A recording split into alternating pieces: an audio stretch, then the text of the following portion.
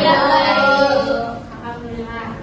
Sebelum Ibu mulai pembelajaran, Ibu mau sekeliling Anda bersih dulu. Silakan dicek sabun apa yang ada di bawah kaki atau di bawah mejanya. Baik, Bu. Sudah bersih? Sudah, Bu. Sudah siap fokus untuk belajar hari ini? Sudah, Bu. Nah, sebelum itu, ketua kelas tolong pimpin doanya. Silakan Jadi. Oke, baik. Siap, gerak. Berdoa mulai. Bismillahirrahmanirrahim. Rabbi shrahli sadri wa yassirli amri wahlul 'uqdatam min lisani yafqahu qawli. Amin. Nah, sekarang Ibu ambil presentasinya dulu ya. Tiara, hadir Bu. Aisyah, hadir Bu. Wardah, hadir Bu. Arifah, hadir Bu. Devi, Adik lu. Chania, hadir Bu. Fatimah, hadir Bu. Randy, hadir Bu. Gazi, Hadir, Bu. Salwa, Siska, Hadir, Bu. ada yang nggak hadir? Ada, Bu. Siapa? Laura. Ada apa Laura? Hadir, Bu. Selain Laura ada yang lagi apa hadir? Ada, Bu. Ada, Bu. Kenapa ada? Iya, Bu. Semoga ada cepat sembuh ya. Nah, kalian sudah tahu kita belajar apa hari ini? Kenapa belum? Siapa yang bisa? Siapa yang masih ingat pembelajaran apa kita minggu lalu? Teks apa yang kita pelajari minggu lalu? Ya betul. Apa saja unsur-unsur dari teks cerita? Tunjuk tangan yang mau. Siapa yang bisa? Saya Bu. Silakan Chania. 5W1H Bu. 5W1H itu apa aja? What? Ya. When? Who? Where? Why? Dan how Bu. Ya betul. Sekarang buat Siska. Nah, jadi sekarang kita bakal belajar materi baru, yaitu teks anekdot. Apa Nanda? Teks anekdot. Siapa yang pernah dengar mengenai teks anekdot ini? Ada yang pernah dengar? Silakan Arifah. Dan bersifat lucu. Ya, betul sekali. Jadi, teks anekdot itu adalah teks yang berisi cerita lucu yang mengandung sindiran atau kritik untuk seseorang. Silakan ulangi, Siska. Baik, teks anekdot itu adalah teks yang berisi sindiran lucu terhadap seseorang. Ya. Sekarang kita masuk kepada ciri-ciri dari teks anekdot. Siapa yang bisa? Ciri-cirinya. Yang pertama, bersifat apa? Ya, siapa yang itu tadi? Lucu. Kalau lucu tuh berarti ya, tepuk tangan buat saya. Menghibur. Yang kedua, teks anekdot itu mengandung apa? Ya, betul. Siapa tadi yang ikut? Saya, Bu. Tepuk tangan buat Tiara anak-anak.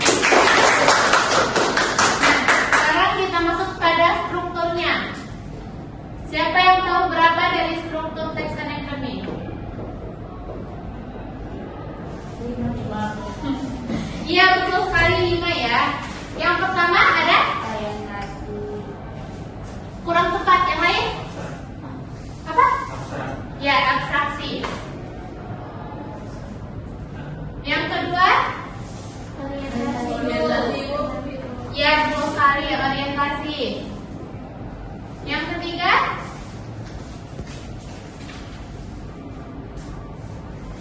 Ada yang tahu? Yang ketiga itu ada krisis. Penyelesaian dari krisis disebut? Ada yang tahu? Enggak, reaksi ya. Anak-anak semua. Yang kelima ada? Apa? Udah. Ya. Yang kelima ada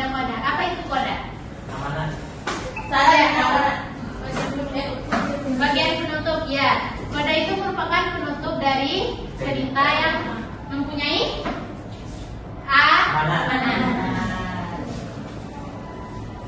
Nah, sekarang ada yang kalian nggak paham nggak dari penjelasan ibu berikan? Sekarang ibu bakal bagi kelompok. Kelompoknya dari sendiri atau ibu? Dari sendiri. Beda dari sendiri.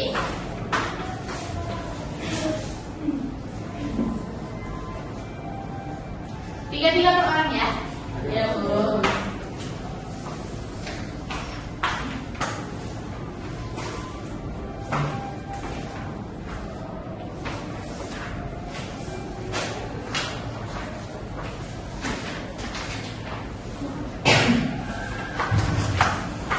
Nah, jadi di situ kalian disuruh untuk mencari bagian-bagian dari teks anekdot. Strukturnya ada 5.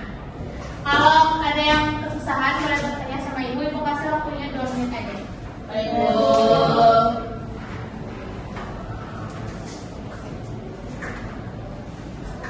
Nanti satu persatu kelompok akan ibu suruh ke depan buat menjelaskan ya.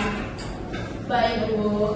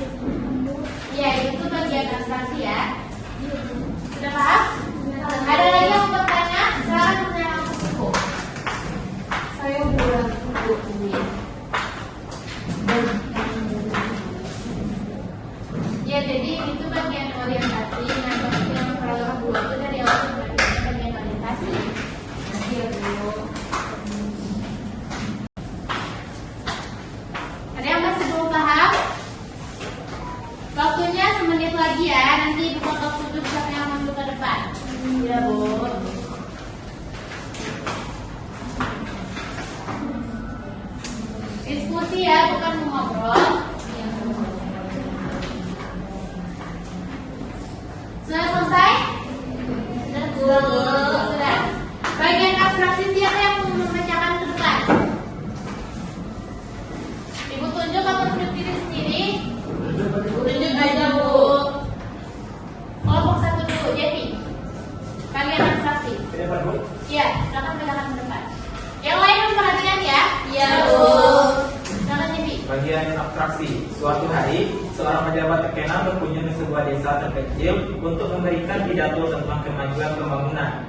Warga sudah menunggu dengan antusias, terutama karena mereka mendengar pejabat itu terkenal pandai berjanji. Nah, semuanya sama jawabannya? Sama. Beri tepuk tangan pada Jessi. Selanjutnya bagian orientasi kelompok 2. Siapa yang bakal maju? Silakan ya. Orientasi. Acara diadakan di balai desa. Mikrofon sudah disiapkan. Spanduk bertuliskan bersama kita maju. Terbentang di belakang panggung. Pejabat itu datang dengan mobil mewah dan senyum lebar. Warga bertepuk tangan, sebagian karena kagum, sebagian lagi karena penasaran. Janji apa lagi yang akan keluar kali ini? Ya, ada yang beda jawabannya dengan Tiara? Enggak, Bu. Ya, berarti kalian semua. Selanjutnya bagian krisis. Kelompok ketiga siapa yang bakal maju?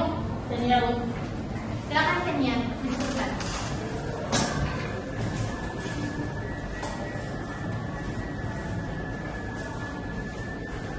Bagian krisis. Saat berpidato, pejabat itu berkata lantang, tahun depan jalan-jalan di desa ini akan mulus seperti di kota. Listrik akan terang benderang, semuanya akan sekolah gratis.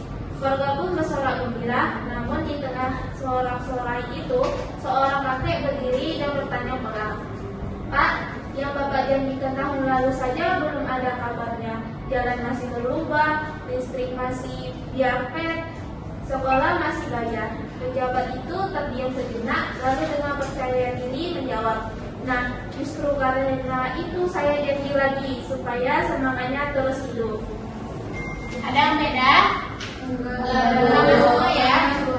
Yang keempat bagian reaksi. Kelompok ganti. Siapa yang bakal pertama? Razi, Bu. Kakak ya.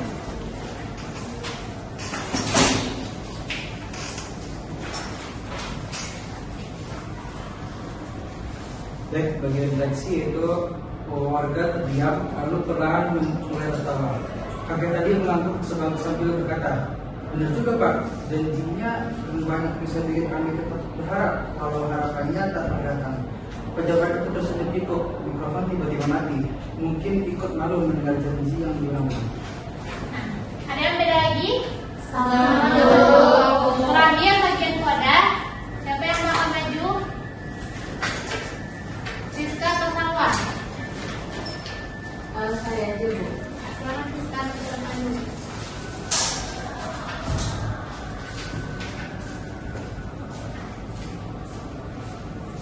Baik, bagian koda yaitu sejak hari itu warga menamai jalan utama desa mereka menjadi jalan janji baru.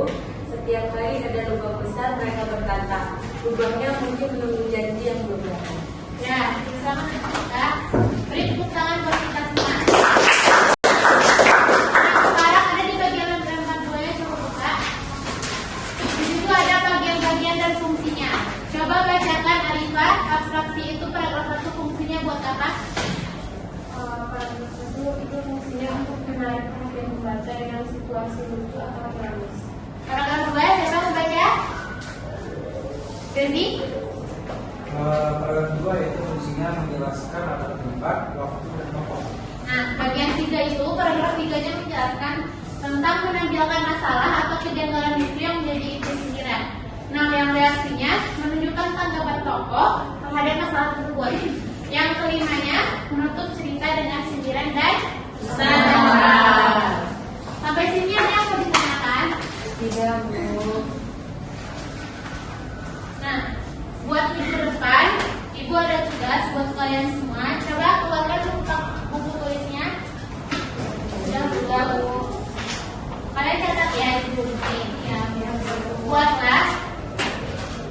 buatlah sebuah kalimat teks anekdot yang mencakup unsur-unsur berikut. 1 atau 2 tokoh tema. Yang kedua, permasalahannya harus mengundang tawa. Dan yang ketiga, mempunyai kritik atau sindiran yang ingin disampaikan.